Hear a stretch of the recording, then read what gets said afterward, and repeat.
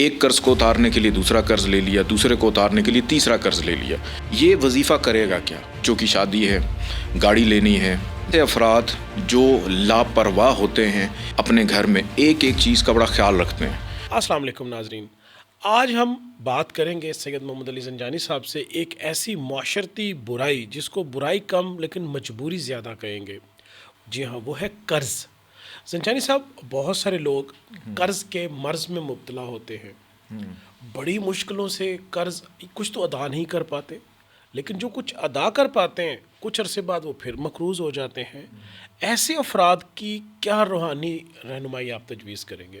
بہت شکریہ بخاری صاحب. اس کے دو پہلوؤں کے اوپر میں گفتگو کروں گا. سب سے پہلے کہ وہ لوگ جن پہ بہت جلدی قرض چڑھ جاتا ہے, جی, اور دوسرے نمبر پہ کہ ہماری شریعت, ہمارا دین اس حوالے سے کیا کہتا ہے کہ اگر کوئی قرضدار شخص اس دنیا سے چلا جائے تو اس کی جو اولاد ہے اس کے اوپر یہ واجب ہوتا ہے کہ اس کا جو بھی زمین, جائیداد, اثاثہ جات اولاد میں, ان کی نسل میں تقسیم ہونے سے پہلے ان پہ یہ ضروری ہے کہ وہ پہلے اس شخص کا قرض ادا کریں اور پھر اس کے بعد تقسیم کی جائے.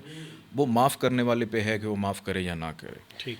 اور خاص طور پہ جن لوگوں پہ قرض چڑھتا ہے ان کے سمٹمز آپ میرے سے سن لیجیے کہ ایسے افراد جو لاپرواہ ہوتے ہیں اپنی ذات کے حوالے سے نہیں, دوسروں کی ذات کے لیے دوسروں کے نقصان کا باعث بنتے. کہ مثال کے طور پہ آپ اپنے گھر میں ایک ایک چیز کا بڑا خیال رکھتے ہیں.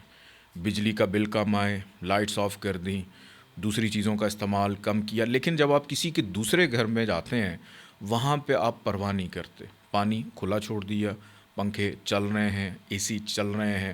آفیسز کے اندر آپ آفس کے جیسے پرنٹرز ہوتے ہیں اس کے کاغذ کا بے دریغ استعمال ہوتا ہے.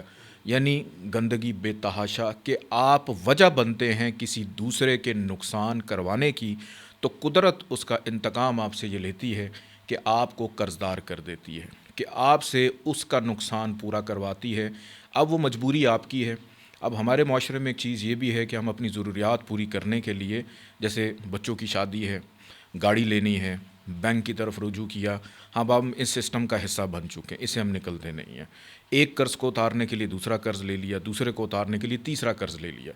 تو ایسے افراد جن کو قرض جن پہ بہت جلدی چڑھ جاتا ہے اور ایک قرض کو اتارنے کے لیے دوسرے قرض کے لیے طرف ان کو جانا پڑتا ہے, ان کے لیے سب سے بہترین تو ہماری SayyidAliZanjani.com کی ایک پروڈکٹ ہے جس کو ہم کہتے ہیں دولت والی انگوٹھی لوہے تقدیر, جو کہ اب ایک نئے ڈیزائن کے ساتھ, نئی شیپ کے ساتھ اور ایک اچھی قیمت کے ساتھ ویب سائٹ پہ اویلیبل ہے. آپ اس کو منگوا کے استعمال کیجئے اور کوشش کریں کہ اپنے وظائف کے اندر اللہ تعالیٰ کا ایک نام ہے یا باسط ہو, کہ باسطوں کا جو ذکر ہے, اس کا وظیفہ جو ہے وہ آپ روزانہ 70 دفعہ پڑھنا شروع کریں, اول آخر 14 دفعہ درود پاک کے ساتھ, اور دن میں خود اپنی مرضی سے کوئی بھی ٹائم آپ مقرر کر لیں.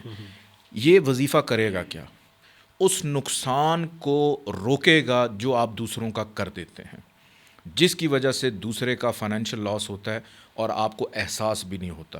آپ خود محسوس کریں گے 3 سے 4 مہینے کے اندر کہ بار بار جو آپ پہ قرض چڑھ رہا ہے, آپ اس سے, جیسے آپ نے گھر کا راشن لینے کے لیے آپ نے گروسری کی, کوئی کریانے پرچون کی دکان کا ایک بل چل رہا ہے, وہ نسل در نسل چلتا ہی جا رہا ہے. ایسا ہوا ہی نہیں کہ سال 2 سال کے اندر کہ کبھی آپ کی جان چھوٹ سکے.